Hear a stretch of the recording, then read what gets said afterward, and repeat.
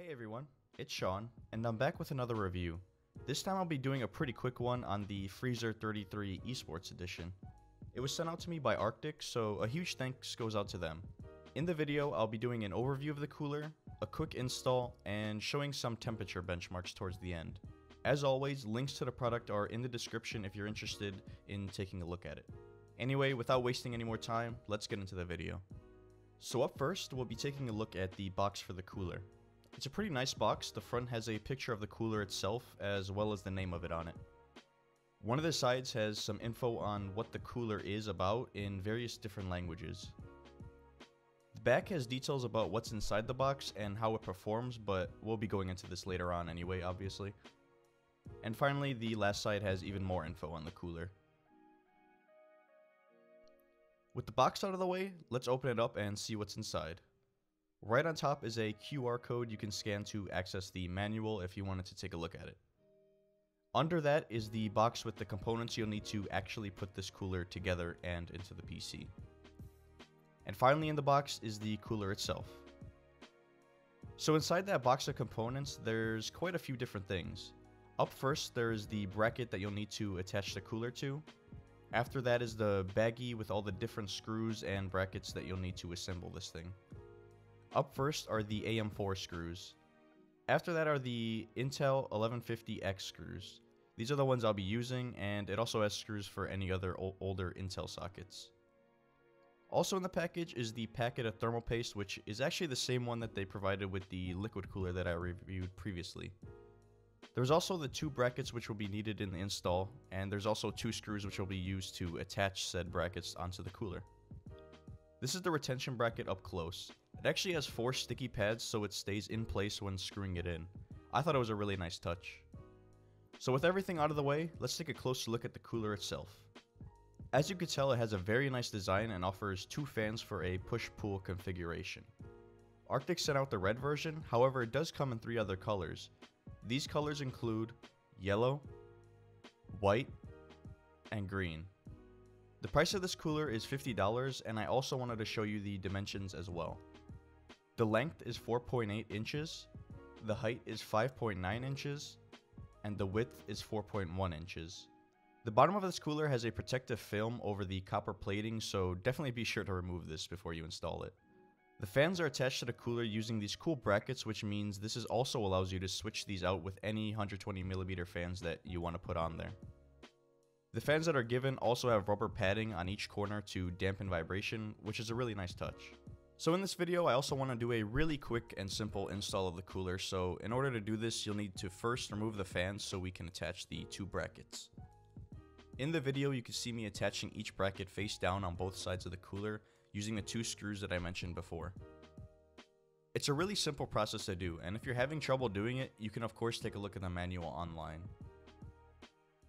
After you get the brackets on, you should go ahead and attach the retention bracket to the back of the motherboard.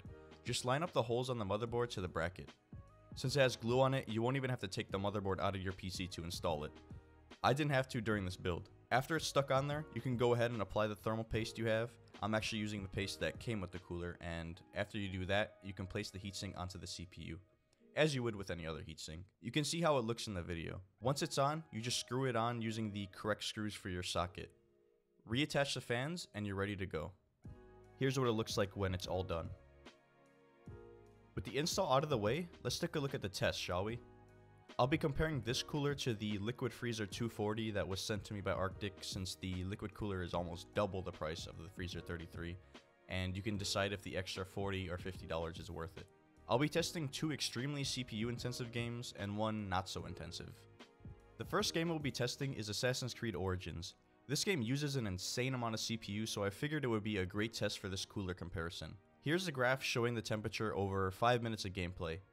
The orange line will represent the Freezer 33 cooler, and the blue line will represent the liquid cooler. We'll first be looking at the Freezer 33 line. The minimum temperature we saw was 58 degrees, and the maximum we saw was 67 degrees. The average was 62 degrees. This is a very good temperature considering the usage and CPU we're using, which is overclocked to 4.8 GHz at 1.245 volts. Now let's take a look at the results for the liquid cooler. The minimum we saw for this was 57.5 degrees, and the maximum was 65 degrees, with the average being 61.5 degrees.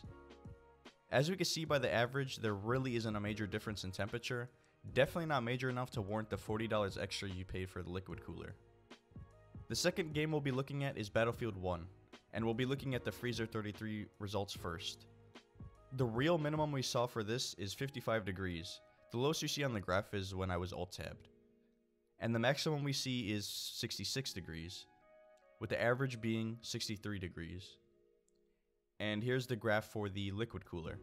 The real minimum here is 53 degrees, the maximum is 65 degrees, and the average is 61.5 degrees. Once again, we don't see much of a difference in temperatures yet again between the two.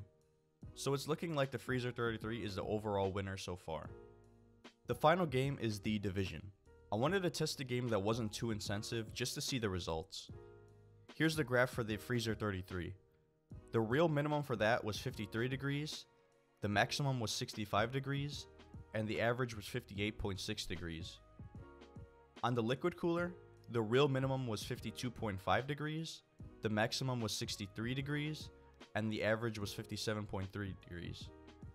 And yet again, we see the Freezer 33 eSports edition being only 1 degree warmer on average than the liquid cooler.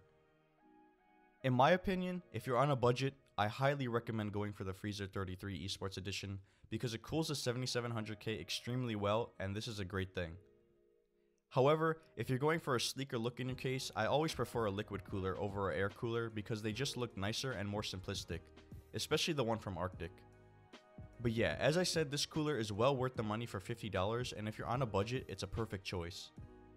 Thanks to Arctic once again for sending the cooler out for me to showcase, and you can find links to it in the description.